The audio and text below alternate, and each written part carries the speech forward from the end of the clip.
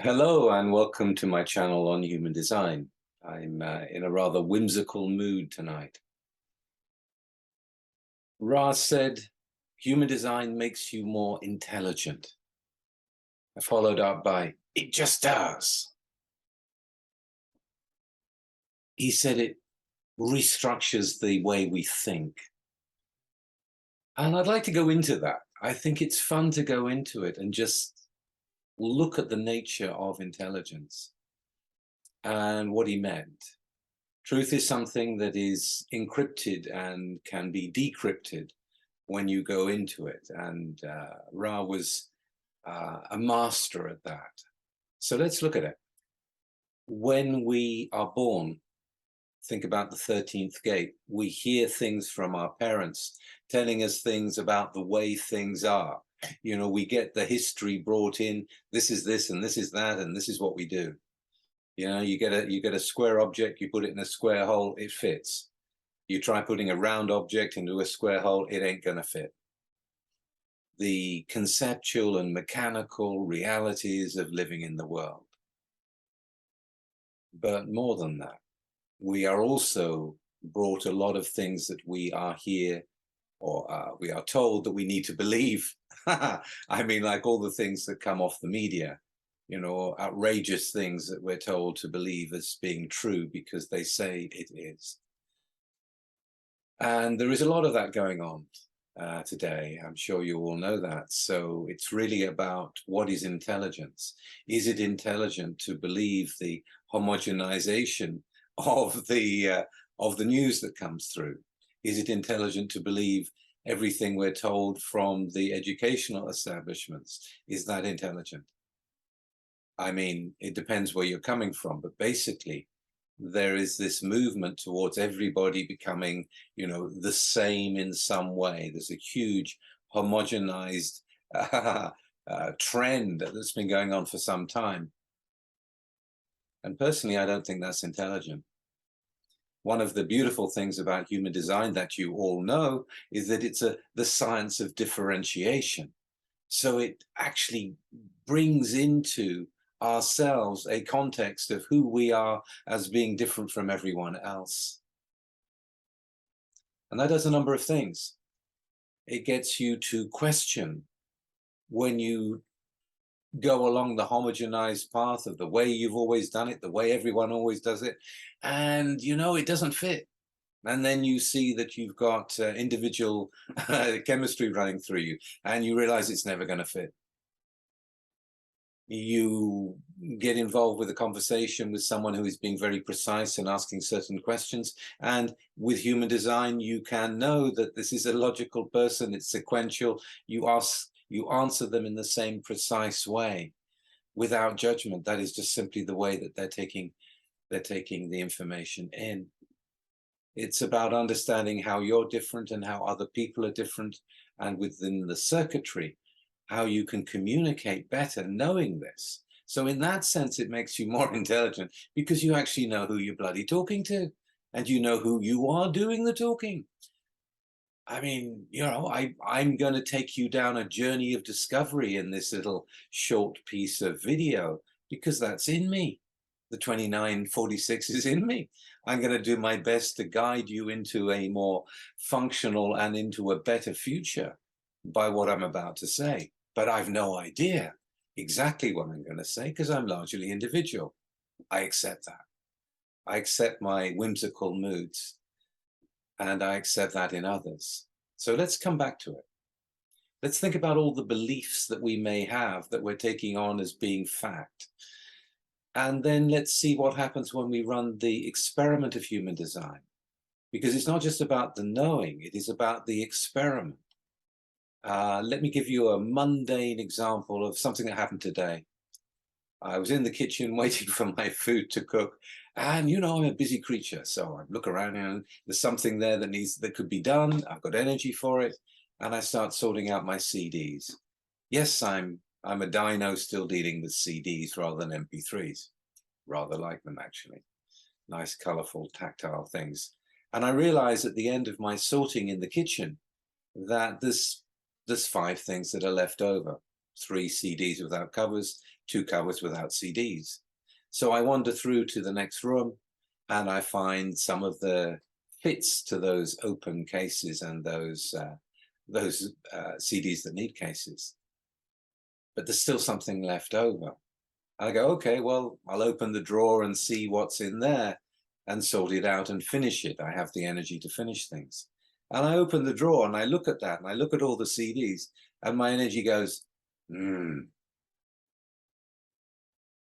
My sacral is saying, okay, I've had enough already. I don't want to go into that. Now, I'm someone who finishes things, but I'm also someone who has learned to work with his energy and to know that actually when there's a, it means that's it. So I put the remaining bits in a little box where I know they're going to be sorted out at some time, but not now. In the past, I would have plowed on through and gone, yes, I've got to finish it, and gone into all that, struggled against my own energy to finish something because of the idea, well, it's good to finish things. Well, it is good for me to finish things, but not that thing and not that moment. You see, human design is something that, with the knowledge, brings you to self-reflect in action upon what you're actually doing. It's not a philosophy to make standpoints about this is this and this is that. We're not dealing with square pegs and round holes anymore. We're dealing with reality. We're dealing with us living in our form according to our design as it plays out. And as it plays out, is going to be immediately recognizable according to our strategy and authority. Are you meeting resistance or not? If you're meeting resistance, then drop it. Then drop it. So when he says it makes you more intelligent, it makes you move out of the homogenized forms that have been put onto us to find something that actually fits with us. It's about waking up, basically. It's simply about waking up. And if I was to sum intelligence up in a short phrase, it would be the ability and the intelligence to be able to get out of one's own way, so that the mind isn't in control. All these conceptual ideas about this is this and this is that. Well, in reality, in your experience, you're going to run up against all kinds of things that are not as you've been told. And what you're going to find is that there is a truth in human design which you align to. And in aligning to it, you come more into yourself. It's not about a belief, it's about an experiment. It's not about a learning intelligence where you can repeat parrot fashion who said what and when they said it, or whatever it may be, or how this concept and that concept comes together. It's about being you in your life, living your own life. And that, to me, is intelligence. You think about intellectual intelligence in the Ajna, conceptual fixedness, conceptual sense, in a way, that can be said again and again and again. And that's a form of intelligence. But is it more intelligent than the open heads and open ajnas that can't remember things so well, but can take in concepts wherever they come from, no matter what their form may be, and see how they can fit together, and see where they are not valid. They may be valid logically, but they're not valid as something in us. Or it may not be valid for me, for example, given my design, whatever it may be. May be true, generally, but may not be specifically true, no matter how fine the idea may be. What about emotional intelligence? There's another awareness. Where is that in everything? Well, the emotional intelligence not to act in the moment. The emotional intelligence to know that you're in process, and no matter how you're feeling right now, it's better for me just to feel that some more and really get into the feeling before I make a decision. Now that's intelligent. To wait to that point when the clarity settles, and then and then there's no argument possible. that can move you from that state of higher intelligence in the emotions. Or if you look at the splenic side, you know, the ability of you to be able to move according to what's happening in the environment because of your intuition, because of your instinct, whatever it may be. Is that intelligent? I think that's a form of intelligence. So if I was to sum it up, when Ra says human design makes us more intelligent, I think it just gives us the opportunity to get out of our own way, for the mind to get out of the way, for the measurement to get out of the way, for us to accept who we are, to relax into who we are through experiment, through letting go bit by bit, through the deconditioning dropping away bit by bit, to live life in a new way every day, every moment. It's a new day. To me, that's what he meant when he said intelligence. And what do I mean when I say get out of your own way? All we've got to do is get out of our own way. What do I mean? I mean, obviously, operate from strategy and authority, but what will that enable you to see? It'll enable you to see when you're using cliches, for example, when you're using homogenized language, when you're going along with the flow that is not your flow, when you say things like, there's a phrase that I've been listening to, I think for several years now. It's really kind of annoys me because it's used in the wrong way. When people say, well, to be fair, Richard, and then they go and tell me something they want me to do. And I go, well, that's not fair. That's just you putting it in a fair prelude. It's like, well, to be fair, Richard, it's not fair. And people keep saying that as if they've considered something, and they're going, well, to be fair, I've considered it and it's fair. And it's really what they want. You know, that's just a way of manipulation.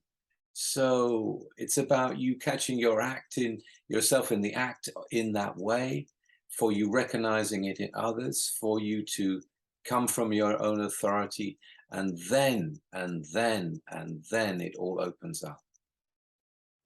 Because then you do begin to become more intelligent according to who you are.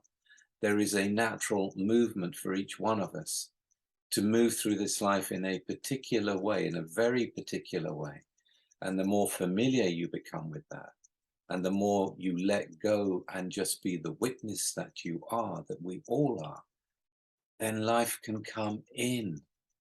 Then life can come in. Then we're not pushing it away. We're not trying to impose a concept on it. We're actually being able to receive more of it, receive more of the life, to experience more of what it is to be here as ourselves. That's what I mean by getting out of our own way. And that's what I mean by real intelligence. I love the Clint Eastwood phrase, you know, a man's got to know his limitations. Well, indeed we do. You know, we all do. We all need to realize that we are a particular pattern in the program. So how is that helpful? Well, let me give you an example. I have a completely open solar plex. No gates going towards it, no gates in it. It's completely open. So the intelligence here is to know that I can never know, because of my limitation, I can never know what it's like to have emotional chemistry running through me from the start all the way through, and all the processing and down in there, and then to eventually come through it. I can't know that. All the emotional experience that I've received is always what I've received and amplified in that moment or in those moments. But I have never been able to feel my way through the whole thing internally. You know, I experience it, I take it off, I do what I do with it. You know, these days it's about letting it go more than anything else, because that way I am then open to more experience and I take it in without judgment. Knowing one's limitations is the way to go deeper into having more life, not less life, more life. And it is intelligent in that way, without trying to be this or trying to be that.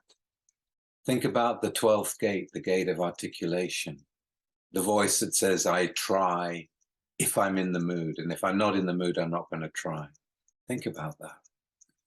Think about what knowing, emotional knowing is as it comes out. It's not about trying to force it. It's about opening to it. Like opening to the muse of the internal intelligence that we all have in one shape, way, form, you know? We've all got our own ways of our own intelligence shining out. And it isn't to define exactly what that is. It is to accept it by being the witness and letting it come out of you and getting out of the way. Well, I did tell you I was in a whimsical mood, and there you go. I hope you enjoyed that. If you did, please like and share and subscribe to the channel, and I'll keep turning these out because it's fun. All right, see you next time. Bye for now.